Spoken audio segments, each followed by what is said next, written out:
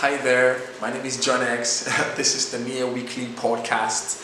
And yeah, of course, hooray, it's the first episode ever. So before we start talking about intricacies and activities happening within the Near protocol and the whole DApps and project collaborations, this is the first episode. Let's take everything back to the basics, to the fundamentals, to the rudimentary.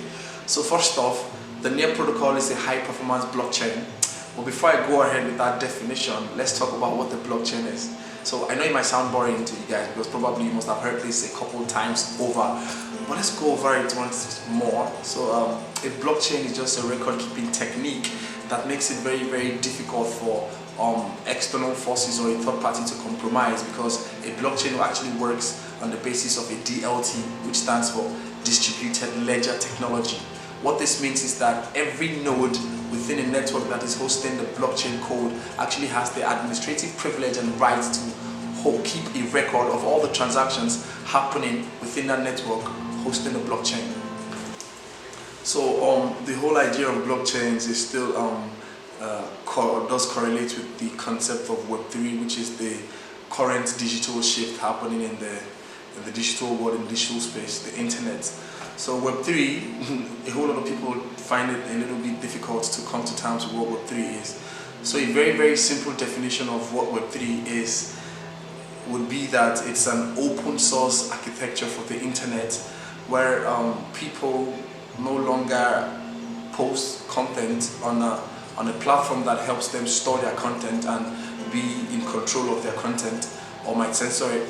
Now, Web3 actually affords you the ability to have that power to be able to post your content and still be in control of how that content is being managed, or how that content is actually appears to the to the internet, to the digital community.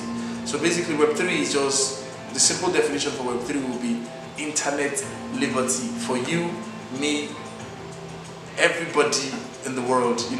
That's digital freedom, no censorship. So now that we know about Web3 and blockchains, it's time for us to understand the operational paradigm that governs these concepts, decentralization.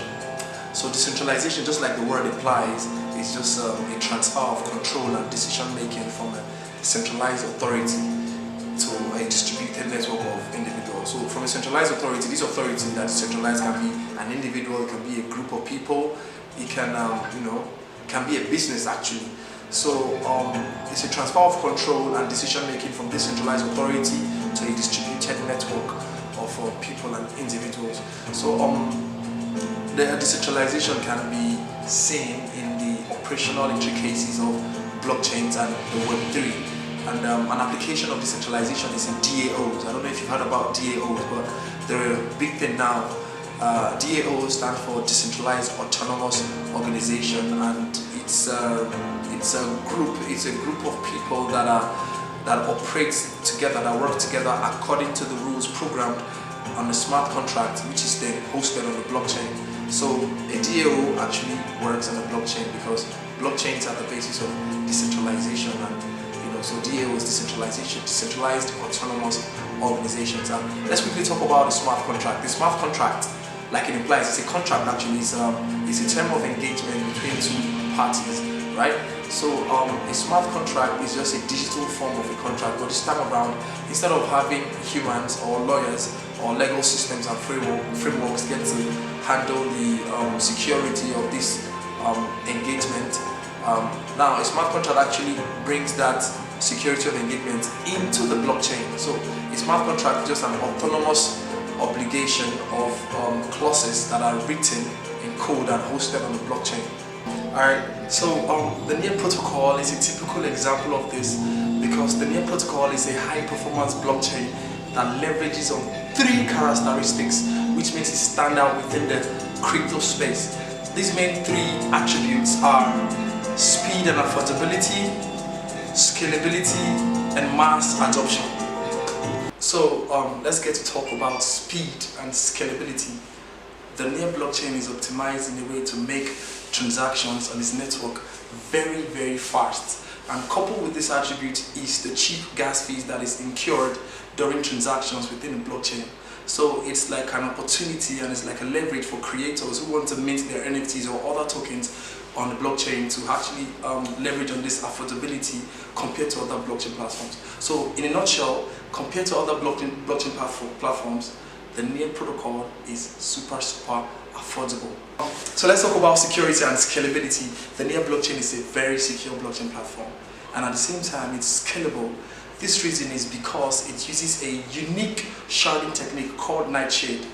This unique sharding technique makes it easily convenient for the NEAR blockchain to actually expand exponentially into the future by how much activity is going on its blockchain network, or by how much transactions that are happening. So the NEAR blockchain with the Nightshade sharding technique can actually exponentially expand with the growing demand of blockchain transactions easily and with convenience without any form of hitches along the way. The NEAR protocol is so much about mass adoption that it got funded $150 million for its mass adoption initiatives, with a strong volition for the global expansion and acceptance of Web3 and an enticing habitat for the creator economy.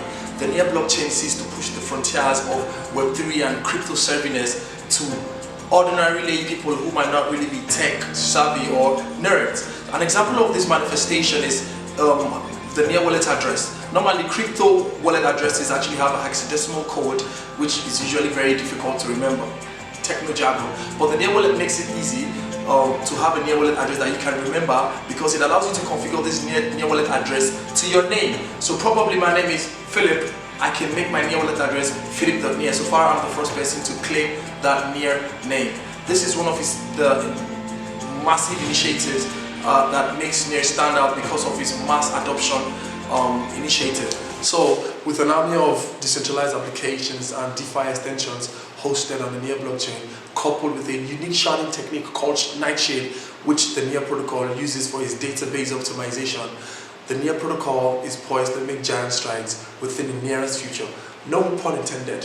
So this is the NEAR Weekly Podcast. It was fun having you guys around. My name is John X. I look forward to seeing you guys at the next week's edition of this podcast. So in the meantime, you could go get yourself a NEAR wallet by visiting wallet.near.org, and voila, you follow the prompts, you have a NEAR wallet that can actually be synchronized with your name. So far, that name is still available. And you could also join a community of crypto enthusiasts who are actually making a very big difference within the Web3 space and who are synchronized with the current ongoing digital shift. Visit gov.near.org and you create a profile with us, and voila, you are in the NEAR ecosystem.